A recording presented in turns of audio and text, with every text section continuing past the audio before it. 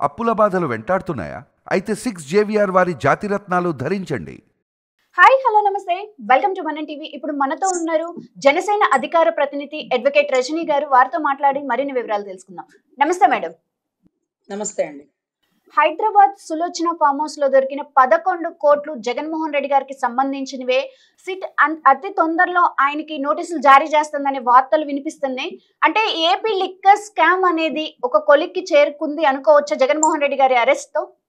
నమస్తే అండి. ముఖ్యంగా జగన్మోహన్ రెడ్డి గారిని సిట్ అరెస్ట్ చేస్తుందా, ఆయనే తనంతట తాను సిట్ కి అరెస్ట్ అవుతున్నారా అనేది మనం ఒక్కసారి కొంచెం బ్యాక్ వెళ్ళి ఆలోచిద్దాం. గత ఒక నెలన్నర నుంచి ఎనీ టైం అరెస్టు అనే మూమెంట్ అయితే నడుస్తుంది. అంటే మే 10 లోపు, మే 1వ తారీఖు, మే 10వ తారీఖు అన్నది మే పోయి, జూన్ పోయి, జూలై పోయి, ఈరోజు ఆగస్టు కూడా వచ్చిన మూమెంట్ వచ్చింది. సో ఇక్కడ జగన్ గారిని అరెస్ట్ చేయాలంటే ఆరోపణలు కాదు, ఆధారాలు ఉండాలి. ఆధారాలే కాదు, లిక్విడ్ ఆఫ్ క్యాష్ ఉండాలి. ఎంతో కొంత అమౌంట్ అనేది మనకి దొరకాలి. దొరికినప్పుడు అరెస్ట్ చేస్తేనే వారి వినయ విధేయతలు ఉన్నటువంటి వైసీపీ అభిమానులకి ఇది కుట్రకోణ అరెస్ట్ కాదు, ఇది అక్రమ అరెస్ట్ కాదు, ఇది రెడ్ బుక్ పరిపాలన కాదు, తప్పు జరిగింది, కొన్ని కోట్ల డబ్బు దేశాలు దాటిపోయింది, కొన్ని వేల కోట్ల మొత్తం దీంట్లో లావాదేవీలు జరిగినాయి అన్న విషయాన్ని వైసీపీ అభిమానులకు తెలుస్తుందండి. సో దానికోసమే ఈ మధ్య కాలంలో గవర్నర్ ని కలిసిన దృశ్యం కూడా మనం చూసినాం.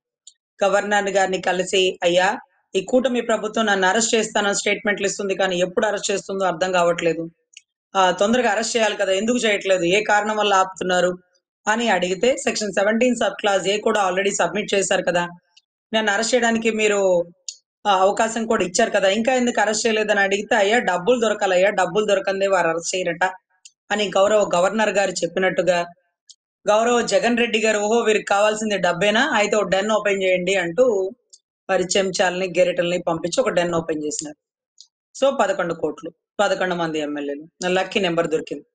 సో ఇప్పుడు జగన్ రెడ్డి గారు అరెస్ట్ అవుతారా అంటే, 11 కోట్లు పలానా దగ్గర బియ్యపు మూటల దగ్గర సులోచన ఫామ్ హౌస్, లేకపోతే పలానా శంషాబాద్ పరిసర ప్రాంతాలని చెప్పినటువంటి వ్యక్తి ఇవి జగన్ రెడ్డి గారు దాయమంటే దాసిన డబ్బులని చెప్పట్లేదు, లేకపోతే అది ఏమి లిక్కర్ దాంట్లో వచ్చిన డబ్బులని చెప్పట్లేదు. సో తెలివిగా రాజ్ కసిరెడ్డి గారు దాయమంటే ఇక్కడ దాసినాను అన్నాడు. ఆ దాసినోడు ఎవరో తెలుసా అండి?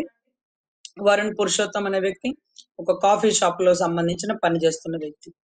1 కోటి 2 కోట్లు సంపాదించాలంటేనే, ఒక వ్యక్తి నిజాయితీగా సంపాదించాలంటే, తన కుటుంబాన్ని పోషించుకుంటూ, బిడ్డలను చదివించుకుంటూ, అనారోగ్య సమస్యలు చూసుకుంటూ 1 కోటి 2 కోట్లు చేయాలంటేనే జన్మతహా చాలా కష్టం అయిపోతుందండి, అంటే నిజాయితీగా ఉంటే. సో అటువంటిది ఒక కాఫీ షాప్ లో పనిచేసే వ్యక్తి 11 కోట్లు ఆయన చెప్పాడని ఇక్కడ దాచిపెట్టాడా అంటే 11 ఎందుకు చూపించినారు, 15, 18 ఎందుకు చూపించలేదు అంటే లక్కీ నెంబర్ 11 బాగా తగిలింది. సో ఇటువంటి పరిస్థితుల్లో గౌరవ జగన్ రెడ్డి గారికి తాడేపల్లి ప్యాలెస్ కి నోటీసులు అందబోతున్నాయి. అంటే రాజ్ కసిరెడ్డి గారిని అడుగుతారు, ఈ 11 కోట్లు ఎక్కడివి, ఎవరిచ్చినారు?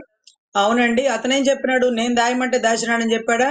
నేనేం చెప్తున్నానంటే గౌరవ జగన్ రెడ్డి గారు దాయమంటే దాచినాను, జగన్ రెడ్డి గారి పాత్ర ఉంది. ఇంకా ఒకటి చెప్పాలంటే, రాజ్ కసిరెడ్డి గారి తండ్రి కాస్త వృద్ధుడండి, ఆయన అయితే చెప్తున్నాడు, ఎందుకు నా కొడుకు నిరికిస్తాడు, తెర మీద వెనకాల అన్ని చేసినాడు ఎందుకు బయటికి రాడు, తెర వెనకాల ఎన్నాళ్ళు దాక్కుంటాడు, తెర వెనకాల ఉన్న వ్యక్తి పేరు చెప్తే మాకు అవే ఆఖరి చూపులా, లేకపోతే నా బిడ్డని బతకనివ్వరా అంటూ తెర వెనుక దాక్కున్న వ్యక్తి, జగన్ నాటక సూత్రధారులు అంటూ చాలా చెప్పాడు, కానీ పాపం జగన్ గారి పేరు చెప్పలే. సో నాకు అర్థమైంది ఏంటంటే, చాలా క్రమశిక్షణలో పెట్టారు వారి పార్టీ సభ్యుల్ని. ఎంత క్రమశిక్షణలో పెట్టారంటే, నోరు తెరిసి ఒక్క మాట తేడా మాట్లాడితే కర్ర బెత్తమే గురువు అన్నట్టుగా రఘురామకృష్ణరాజు గారిని వాతలు తేలిపోయేలా కొట్టిన దృశ్యానికి ఎక్కడెక్కడ వైసీపీ కార్యకర్తలు ఎమ్మెల్యేలో ఒళ్ళు దగ్గర పెట్టుకుని ఉన్నారు. ఇంకా ఎక్కువ మాట్లాడితే, నాకు ప్రత్యర్థిగా నిలబడాలనుకుంటే, చిన్నాయన ఎట్లా చనిపోయినాడో చూసినావా, చిన్నాయన కేసు ఏమన్నా గదిలిచ్చినారా, చిన్నాయన కేసులో నన్ను బోని ఏ రోజున ఎక్కుతానా, చిన్నాయనకి ఏ గది పట్టినది చూసినావన్నా అంటూ పులివెందల్ని గడగడలాడిస్తున్నటువంటి గౌరవ జగన్ రెడ్డి గారికి ఈ రోజుకి వారి అనుగుణ వర్గం అంతా అట్టే ఉందండి, కదలలేదు. ఎందుకంటే మరి వాళ్ళ లూప్ హోల్స్ ఏమున్నాయో, వాళ్ళు ఎందుకు భయభ్రాంతులు గురి చేస్తున్నాడో తెలియదు. సో ఇక్కడ కూడా 11 కోట్లు అయితే దొరికినాయి. జగన్ రెడ్డి గారి పేరు ప్రస్తావన అయింది, తాడేపల్లికి నోటీసులు వెళ్తున్నాయి. అయితే మొన్న ఈ మధ్య లోకేష్ గారు సింగపూర్ యాత్ర పర్యటన నుంచి అదే రకంగా కొన్ని వందల కంపెనీలు తీసుకొచ్చేటటువంటి దృక్పథంతో రాష్ట్ర అభివృద్ధికి తండ్రి కొడుకులు పడుతున్న కష్టాన్ని చూసినటువంటి రాష్ట్ర ప్రజలు నిజంగా అమరావతి మరో ఢిల్లీని తలదన్నే రాజధాని లాగా, సైబర్ టవర్స్ ని మించిపోయి తెలంగాణ లాగా మారబోతుందన్న సంతోష సమయంలో ఆ మన లోకేష్ గారిని అడిగిన ప్రశ్న మీడియా మిత్రుడు, సార్ అదే తొందరలో జగన్ రెడ్డి గారు అరెస్ట్ అవబోతున్నారనే వార్తా కథనం ఇంకా బాగా గట్టిగా వినపడుతుంది. అదే రకంగా నోటీసులు అందుతున్నాయంట. మరి నెక్స్ట్ ఏంటి అంటే, నెక్స్ట్ ఏంటో నాకేం తెలుసు, చట్టం తన పని తను చేసుకెళ్ళిపోతుందబ్బా. చట్టంలో ఏముందో, చట్ట ప్రకారం తప్పేమైనా చేసినారో చట్టం తన పని తను చేసుకుని వెళ్ళిపోతుంది. ఈ డైలాగ్ మాత్రం సినిమాల్లో కంటే రాజకీయాల్లో ఎక్కువే పండిందండి. సినిమాల్లో అక్కడక్కడ ఎప్పుడు వాడతారు కానీ రాజకీయాల్లో మాత్రం ప్రతి నాయకుడు వాడుతున్నారు. సో చట్టం తన పని తను చేసుకువెళ్లే సమయం ఆసన్నమైంది. జగన్ రెడ్డి గారు స్వయానా జైలుకి వెళ్లాలని మనస్ఫూర్తిగా కోరుకుంటున్నారు కాబట్టి అన్ని సాక్ష్యాలు ఇస్తారు. కానీ చూసారా, రాజకేశ్ రెడ్డి కూడా నోరు తిప్పి జగన్ గారు దాయమంటే దాసానని చెప్పడు. ఈ దొరికినోడు 11 కోట్లు అని చెప్పాడు, పలానా ప్లేస్ అని చెప్పాడు, బియ్యపు మూటలు అని చెప్పాడు, కానీ జగన్ రెడ్డి గారి పేరు చెప్పలేదు. సో ఇప్పుడు జగన్ రెడ్డి గారు అరెస్ట్ అవబోతే ఏమంటారు, ఎక్కడో డబ్బుల మూటలు దొరికినాయి అంట, పాపం వారు ఎక్కడ కూడా నా పేర్లు చెప్పలేదు, వెళ్ళిన వారిలో 12 మంది ఎక్కడ నా పేరు చెప్పలేదు, ధనుంజయ్ అన్న ఎట్లా చెప్తాడు, కృష్ణమోహన్ అన్న ఎట్లా చెప్తాడు అంటూ చక్కగా పాపం రాజకేశ్ రెడ్డికి ఏం తెలుసు, మిథున్ రెడ్డి చంటి బిడ్డ, అరే నువ్వు అరెస్ట్ అయిన 12 మందిని పొగుడుతుంటివి స్వామి, ఎవరు నోరిప్పి నిజం చెప్పాలా, ఎవరికి తెలియదు జే బ్రాండ్స్ అధినేత. ఆ ఎంక్వైరీ ఏదో ఆ 12 మందిని ఆపేసి మా రాష్ట్రంలో రిక్షా వాడినో, ఆటో వాడినో, లేకపోతే మా బోటోళ్ళనో అడగండి, మేము చెప్తాం నోరిప్పి, మాకు ఆప్షన్స్ కూడా అక్కర్లేదు ఆన్సర్స్. ఎందుకంటే వాళ్ళకి తెలియట్లా, ఆ 12 మందికి తెలియట్లా జే బ్రాండ్స్ అధినేత జే ఫర్ ఎవరు అని. సో ఇటువంటి పరిస్థితుల్లో అంతిమ ఘట్టానికి వచ్చిందండి. అతి తొందరలో జగన్ రెడ్డి గారు ఆయన ఆయన ఊహించింది, ఆయన ఏదైతే అవ్వాలనుకుంది, ఆయన సీఎం అవ్వాలనుకుంటే సీఎం అవుతాడు, జైలుకి వెళ్ళాలనుకుంటే జైలుకి వెళ్తాడు. కానీ రాష్ట్ర ప్రజల తిరుగుబాటు ఎలా ఉందంటే, ప్రతిపక్ష స్థానం కూడా ఇవ్వకుండా 11 సీట్లకి కుదేసిన పరిస్థితి. సో మీరు అనుకున్నదల్లా చేస్తాను అంటే తాన అంటే తందాన అనడానికి అందరూ ఎప్పుడు ఒకేలాగా ఉండరండి. మీకు ఏదో కోడికత్తి గాయం జరగగానే పాపం చంద్రబాబు గారు, పాపం పవన్ కళ్యాణ్ గారు మీరు తొందరగా కోలుకోవాలి, దేవుని ఆశీస్సులు మీకు ఉండాలని ఒక ట్విట్టర్ లో పోస్ట్ పెడితే అది కొత్త, వాళ్ళకి తెలియలేదు తమరి గురించి, ఇప్పుడు తెలుసుకున్నారు. వడ్డెర కమ్యూనిటీ బిడ్డల మీద గులకరాయి గురి చూసి కొట్టారన్న పెట్టినటువంటి కేసులు, చిన్న ఆయన ఎలా చనిపోయినారు, చెల్లెల్ని తమరు ఎలా కొట్టినారు, తర్వాత చిన్న చెల్లెలు పాపం సునీత ప్రాణాలను అరిచేతితో పెట్టుకుని తండ్రి చావుకి కారణాలు కనుక్కోవాలని చేస్తున్న పోరాటానికి ఈ రోజు కూటమి ప్రభుత్వం ఎప్పుడు సంఘీభావం తెలియజేస్తుంది. ఎందుకంటే ఆడబిడ్డలకి ఎప్పుడు రక్షణ కల్పిస్తుంది, ఎప్పుడు అండగా నిలబడుతుంది కాబట్టి. So what ever it may be, అతి తొందరలో జగన్ గారు డెన్ లోకి వెళ్ళబోతున్నారు.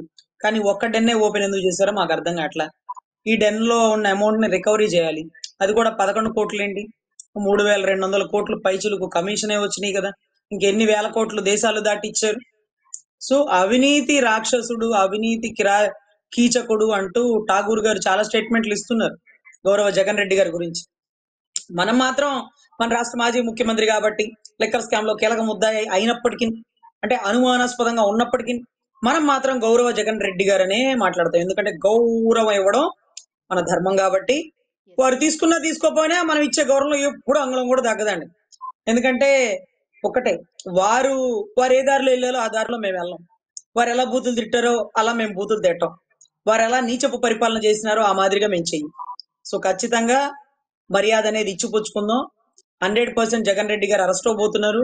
3 నెలలు జైల్లోకి వెళ్ళి తర్వాత బెయిల్ మీద బయటకు వచ్చి మళ్ళీ సానుభూతి యాత్ర చేద్దామని అత్యుత్సాహపడుతున్నారు. అయ్యా తమరు లోపలికి వెళ్ళడం అనేది వాస్తవం, బయటికి రావడం అనేది సమంజసం, కానీ తమరు చేసే పాదయాత్ర వల్ల ఓట్లు పడతాయి అనుకోవడం మాత్రం అనుచితం, అది మాత్రం అయ్యేది కాదు. సో ఖచ్చితంగా ప్రజల్లో మార్పు వచ్చింది, ప్రజలు చైతన్యవంతులయ్యారు, ప్రజలు ఆలోచిస్తున్నారు. లేకపోతే కేజ్రీవాల్ లాంటి వారిను, మనీష్ సిసోడియా లాంటి వారిను లిక్కర్ స్కామ్ లో ఇరుక్కున్నాక ప్రభుత్వాన్ని కూడా కుప్పగూల్చింది ఢిల్లీ ప్రజలు. అదే రకంగా రాష్ట్ర ప్రజలు కూడా ఇంత స్కామ్ చేసినారా, క్వాలిటీ లేని మందు దాపి జనాల లివర్లు, కిడ్నీలు, ప్రాణాలని పళంగా పెట్టించినారా? గత ప్రభుత్వంలో ఒంటరి మహిళలు ఎంతమంది పెరిగారు? సో ఈ మాదిరిగా మీరు ఆడబిడ్డల జీవితాలని, వాళ్ళ తాళిబొట్టుల్ని తాకట్టు పెట్టేసి 20 ఏళ్లకి మీరు డబ్బులు తీసేసుకుంటే ఇక రాష్ట్ర ప్రజలు ఎందుకు నమ్ముతారండి?